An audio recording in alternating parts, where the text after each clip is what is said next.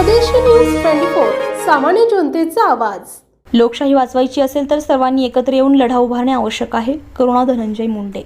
आगामी होऊ घातलेल्या लोकसभा निवडणुकीच्या आखाड्यात नव्याने स्थापन झालेल्या स्वराज्य शक्ती सेना पक्षाच्या प्रमुख करुणा धनंजय मुंडे यांनी त्यांच्या पक्षाच्या वतीने संपूर्ण महाराष्ट्रामध्ये लोकसभेच्या जागा लढवण्याचा निर्णय घेतलाय। त्या स्वतः बीड लोकसभा मतदारसंघात निवडणूक लढणार आहेत। लोकशाही वाचवायची असेल तर सर्वांनी एकत्र येऊन घराणेशाहीच्या विरोधात लढणे आवश्यक आहे। त्यांनी परभणी लोकसभा मतदारसंघातून महिला उमेदवाराला संधी दिली आहे। त्यांच्या पक्षाच्या वतीने जास्तीत जास्त महिलांना लोकसभेसाठी उमेदवारी देण्यात येणार आहे।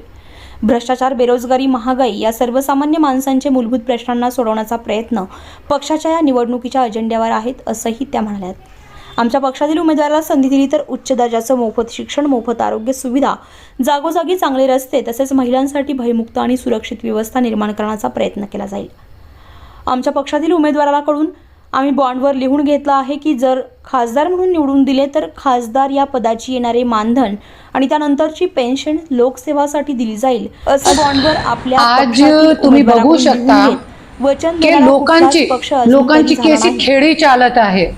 लोकांचे दिमागची, लोकांच्या हृदयाची, लोकांचे मुद्द्यांची कशी खेळी चालत आहे। मी तुम्हाला एक थोडक्यात सांगते।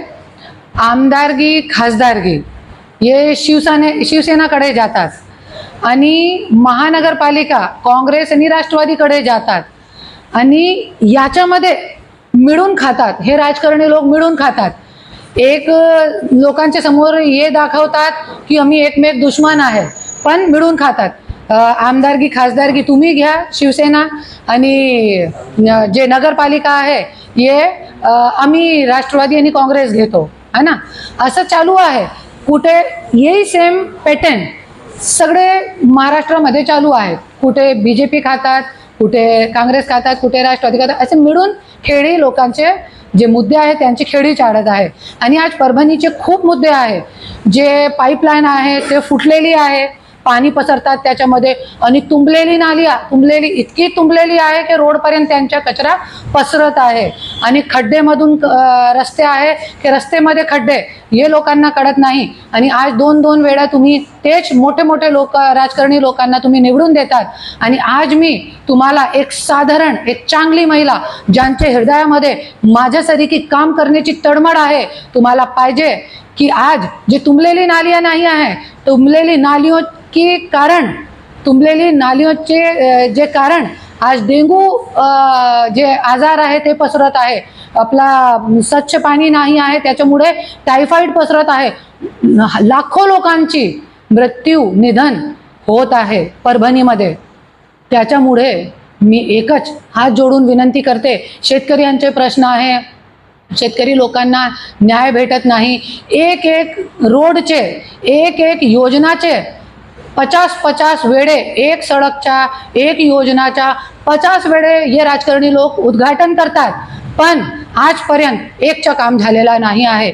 जरी तुम्हाला हे सगळी गोष्ट संपवायचं आहे तर स्वराज्य शक्ती सेनाची आपली संगीता पुरी ताईला, ती गरीब आहे, त्या महिला गरीब आहे, पण हात जोडून विनंती आहे, एक गरीब की तकलीफ समजू शकते। त्याच्यामुळे हात जोडून विनंती आहे, त्यांना निवडून द्या।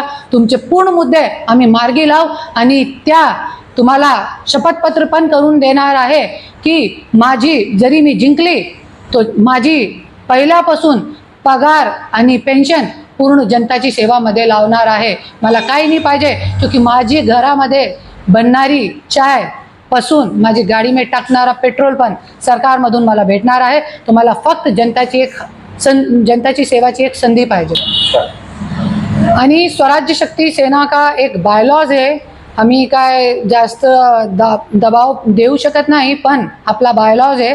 आणि संगीताताई पण असं शपथपत्र करून देणार आहे की जरी परभणीमध्ये मी लोकसभा जिंकली तो मला फक्त लोकांची एक संधी पाहिजे, लोकांचे काम करण्यासाठी।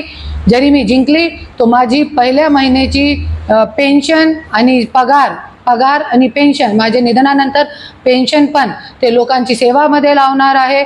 माझ्या घरामध्ये बननेवाली चायपासून माझ्या गाडी में टाकणारा पेट्रोल सरकारमधून मला भेटणार आहे। तो मला पैशाची काही गरज नाही, फक्त जनताची सेवाची एक संधी पाहिजे।